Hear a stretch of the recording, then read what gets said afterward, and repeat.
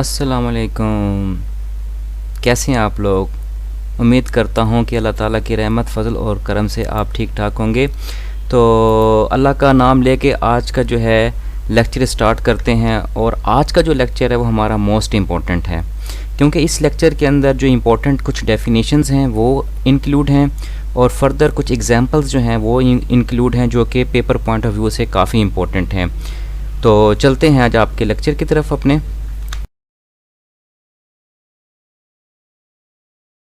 Under discussion हमारे topic रहेंगे वो ये है कि important definitions and then important example. अच्छा, एक बात मैं आप लोगों को क्लियर करता चाहूँ कि ये जो हमारा चैप्टर नंबर 2 है ये 3 पार्ट्स पे होगा, जिसमें आज फर्स्ट जो पार्ट है इसमें जो है important definition with example discuss करूँगा।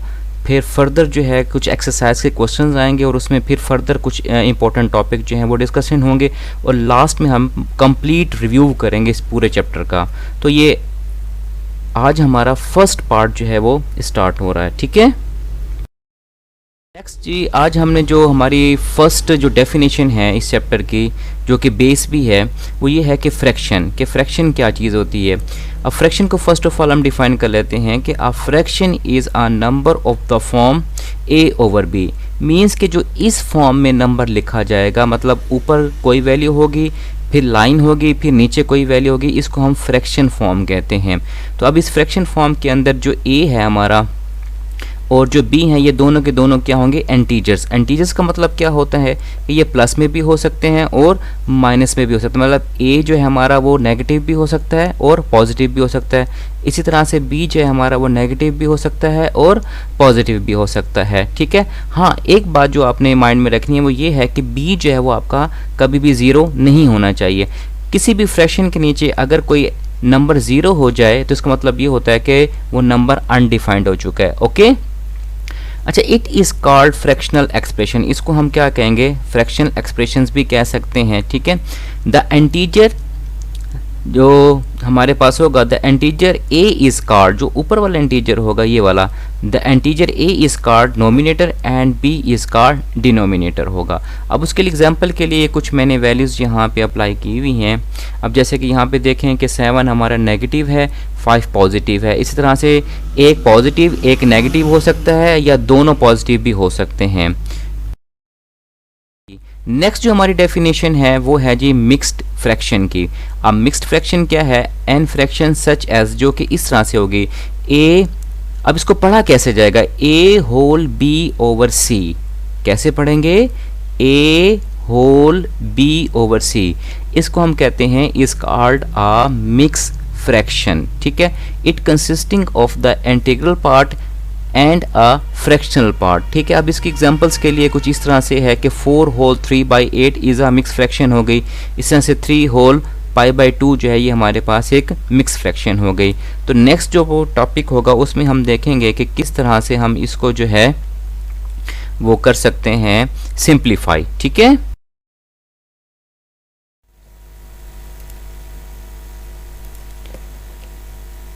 हाँ जी, तो नेक्स्ट हमारे पास है temperature conversion. Most important topic है ये आपका, और ये लाजमी इसमें से ना पेपर में कोई ना कोई क्वेश्चन आएगा, तो इसको ज़रा अच्छी तरह से आपने समझना है। अब हमारे पास 3 तरह के टेम्परेचर हैं। फर्स्ट है हमारे पास सेल्सियस, फिर फ़ारेनहाइट और फिर केल्विन। अब ऐसा हो गया कि इनमें से किसी एक टेम्परेचर में, एक डिग्री में हमें टेम्परेचर गिवन होगा, हमने इसे बाकी दो के अंदर कन्वर्ट करना होगा। फर्स्ट जो हमारे पास बनता है सेल्सियस टू फ़ारेनहाइट। इसमें यह होगा कि टेम्परेचर जो है वो हमें सेल्सियस में गिवन होगा और हमने इसको कन्वर्ट करना होगा फ़ारेनहाइट में। तो हम फिर क्या यूज़ करेंगे? तो फिर उसके लिए हमें ये रिलेशन यूज़ करना होगा कि F is equal to 1.8C + 32। और अगर हम इसको फ्रैक्शन की फॉर्म में लिखना चाहें तो फिर हमारे पास कुछ ये यूँ बनेगा, F is equal to 9/5C + 32। इसी तरह से अगर नेक्स्ट हमारे पास हो फ़ारेनहाइट टू सेल्सियस, मतलब मीन्स कि टेम्परेचर अगर फ़ारेनहाइट में गिवन हो और इसको हमने कन्वर्ट करना हो सेल्सियस में, तो फिर ये रिलेशन कुछ इस तरह से शिफ्ट हो जाएगा, C is equal to F - 32/1.8। तो C यहाँ पे हमारे पास क्या होगा? सेल्सियस होगा, और F क्या होगा? जो फ़ारेनहाइट टेम्परेचर हमें गिवन होगा।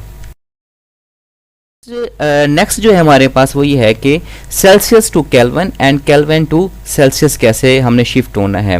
तो फर्स्ट ऑफ ऑल जो डिस्कस कर लेते हैं हम सेल्सियस टू केल्विन के लिए। तो if temperature is given in Celsius and convert it into the Kelvin, then we will use K is equal to C plus 273.15। ठीक है, मीन्स कि हमें यहाँ पे C की वैल्यू यूज़ करना होगी। C मैंने जो टेम्परेचर आपको केल्विन में गिवन है उसको यूज़ करना होगा। If temperature is given in kelvin, अगर टेम्परेचर केल्विन में गिवन है और इसको हमने कन्वर्ट करना है सेल्सियस में, तो then we will use C is equal to K माइनस 273.15। मीन्स कि यहाँ पे जो टेम्परेचर होगा वो कौन सा वाला आप यूज़ करोगे, जो आपको केल्विन में गिवन हो। नेक्स्ट जो हमारे पास कुछ एग्जांपल्स हैं, ये एग्जांपल मोस्ट इंपॉर्टेंट है पेपर पॉइंट ऑफ व्यू से और पेपर में आ भी सकती है। ये आपकी बुक में है कि average human body temperature is 98.6 Fahrenheit. तो what is it in Celsius and Kelvin, कि यहाँ पे आपके पास जो टेम्परेचर है वो गिवन है जनाब आपके पास फ़ारेनहाइट में, और आपने इसको ट्रांसफ़र करना है किसके अंदर, सेल्सियस एंड केल्विन में। तो देन हम देखते हैं कि ये सारा प्रोसेस कैसे होगा। तो सोल्यूशन की तरफ आते हैं। तो सबसे पहले तो ये देखते हैं कि हमें हमारे पास जो इन्फॉर्मेशन है वो क्या है। तो अकॉर्डिंग टू स्टेटमेंट हमारे पास जस्ट ये इन्फॉर्मेशन गिवन है कि हमारा जो टेम्परेचर है वो किसके अंदर है, फ़ारेनहाइट में। तो इसलिए हम लिख देते हैं कि गिवन डेट हमारा जो टेम्परेचर है वो किस में है, वो फ़ारेनहाइट में गिवन है, which is F is equal to 98.6 degree. Now we will convert it into Celsius and Kelvin. तो सेल्सियस के लिए हम C यूज़ करते हैं और केल्विन के लिए हम K यूज़ करते हैं। तो यहाँ पे रिलेशन है कि if temperature is given in Fahrenheit and convert into Celsius, कि अगर आपके पास जो टेम्परेचर है वो फ़ारेनहाइट में गिवन है और आप इसको शिफ्ट करना चाहते हैं सेल्सियस के अंदर, तो हमारे पास ये एक रिलेशन है पीछे जो मैंने एक्सप्लेन भी की है, उसी रिलेशन को यूज़ करते हुए C is equal to F minus 32/1.8। तो इसमें जो F है उसकी वैल्यू हमारे यहाँ पे गिवन है विच इज़ इक्वल टू 98.6।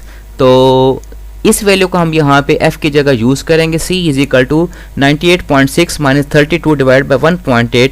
जब इसको कैलकुलेट करेंगे तो वी विल गेट 37.0 सेल्सियस। इस तरह से नेक्स्ट हमारे पास अब सेल्सियस में तो टेम्परेचर आ गया। अब इसी को ही यूज़ करते हुए हम शिफ्ट होंगे कहाँ पे, इसी को यूज़ करते हुए हम शिफ्ट हो जाएंगे कहाँ पे, केल्विन में।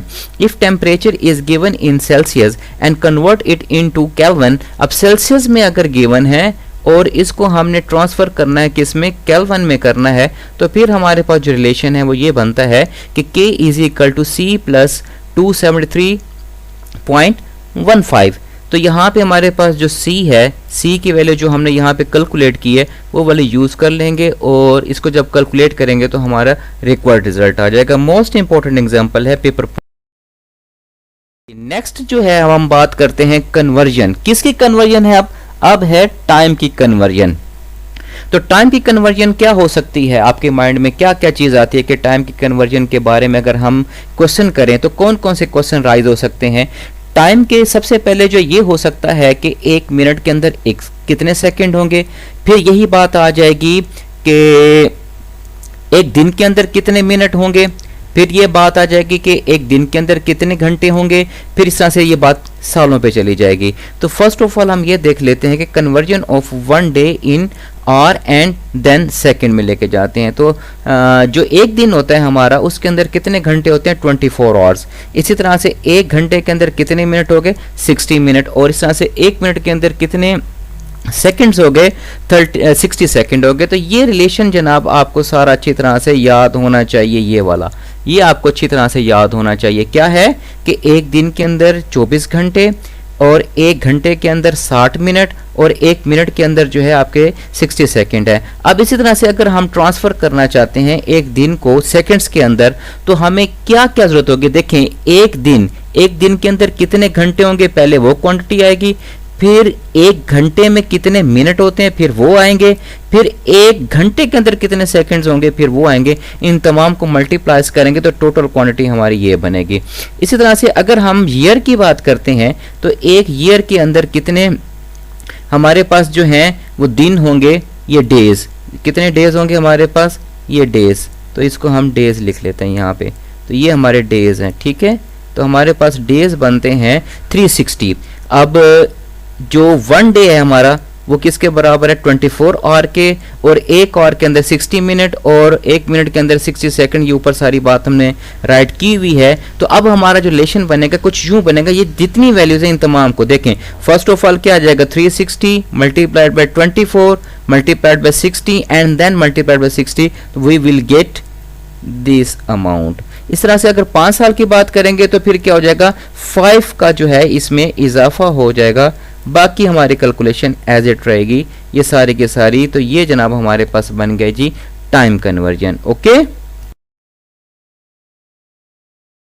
अब नेक्स्ट आ जाते हैं हम डिस्टेंस एंड स्पीड की तरफ। ठीक है, तो डिस्टेंस एंड स्पीड जो है ये एक रिलेशन है हमारे पास कि distance is equal to speed multiplied by time, कि अब इन तीनों में से मतलब कि हमने कुछ एक वैल्यू निकालनी है, तो उसके लिए हमें क्या होगा, सिंबॉलिकली हम इसको यूं लिखते हैं कि d is equal to S multiplied by T, और अगर हमने स्पीड को कैलकुलेट करना तो स्पीड इज इक्वल टू किसके बराबर होगा, डिस्टेंस डिवाइडेड बाय टाइम, जिसको हम सिंबॉलिकली यूं राइट करेंगे s is equal to D over T.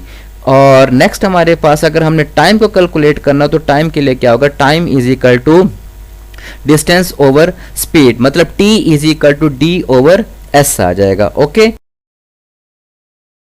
Most important example जो कि लास्ट टाइम पेपर्स में आई थी और काफ़ी सारे बच्चे जो है इसको अंडरस्टैंड नहीं कर पाए, लेकिन बहुत इजी थी, बहुत इजी थी। जैसे मैंने पिछले आपको एक टाइम कन्वर्जन की एग्जांपल दी है, वो भी पेपर में आई थी, उसमें भी बच्चे जो है कंफ्यूज हुए, लेकिन इसको जो है बेटा आप लोगों ने बड़े अच्छी तरह से समझना है, ये अक्सर पेपर में आई हुई होती है। ठीक है, अब ये है कि a car travels 25 miles every half hour, कि एक जो गाड़ी है वो हर आधे घंटे में कितना डिस्टेंस कवर कर रही है, 25 माइल्स कवर कर रही है। हाउ फास्ट इज गोइंग, तो मीन्स इसका मतलब क्या है, इसका मतलब ये है कि हमने इसकी स्पीड को कैलकुलेट करना है। तो अकॉर्डिंग टू जो स्टेटमेंट है हमारे पास जो गिवन है इंफॉर्मेशन, वो ये है कि डिस्टेंस जो है हमारा d is equal to 25 miles है, टाइम हमारे पास कितना है, हाफ आवर है, और स्पीड जो s है वो हमने कैलकुलेट करना है। जैसे कि लास्ट मैंने आपको जो है स्पीड का फार्मूला बताया है, स्पीड किसके बराबर है, speed is equal to distance over time है, तो s is equal to D over T, तो d की जगह d की वैल्यू हो जाएगी, नीचे t की जगह। अब a over b over c हो तो c क्या होता है, c जो है वो ऊपर आके मल्टीप्लाई हो जाता है, तो 25 मल्टीप्लाइड बाय 2 तो which is equal to 50 miles per hour, तो जो हमारी गाड़ी की स्पीड है वो 50 माइल्स पर आवर है। ठीक है, तो इसी के साथ ही फिलहाल आज का जो फर्स्ट पार्ट है इसको हम कंप्लीट करते हैं। इंशाल्लाह नेक्स्ट लेक्चर में जब आप लोगों से मुलाकात होगी। अच्छा, एक बात आप लोगों से कहता चलूं कि मेरे चैनल को ज़रूर सब्सक्राइब करें और लाइक भी करें और शेयर भी किया करें। इससे ये होगा कि जो नेक्स्ट मेरी वीडियोस आएंगी इंशाल्लाह वो आते ही सबसे पहले आपके पास पहुंच जाएंगे, क्योंकि आप लोगों के जो एग्ज़ाम्स हैं वो बहुत ही ज़्यादा करीब हैं, तो आपको इस चीज़ की ज़रूरत है। तो आप इस चीज़ को सब्सक्राइब करेंगे और बेल आइकन प्रेस करेंगे तो मेरे लेक्चर फ़ौरन आपके पास आ जाएंगे। अगर ऐसा नहीं करेंगे तो फिर मैं लेक्चर अपलोड कर लूँगा लेकिन आपको नहीं मिलेंगे। तो काइंडली अपने तमाम फ्रेंड्स की तरफ जो इस प्रॉब्लम में हैं, जिनको इस सब्जेक्ट में प्रॉब्लम है, तो उन तक ये लिंक भेजें मेरे चैनल का, और उनसे भी कहें कि वो इसको सब्सक्राइब करें और आप लोग भी कर लें। इंशाल्लाह फिर मुलाकात होगी नेक्स्ट लेक्चर में, तब तक के लिए अल्लाह हाफिज़, टेक केयर।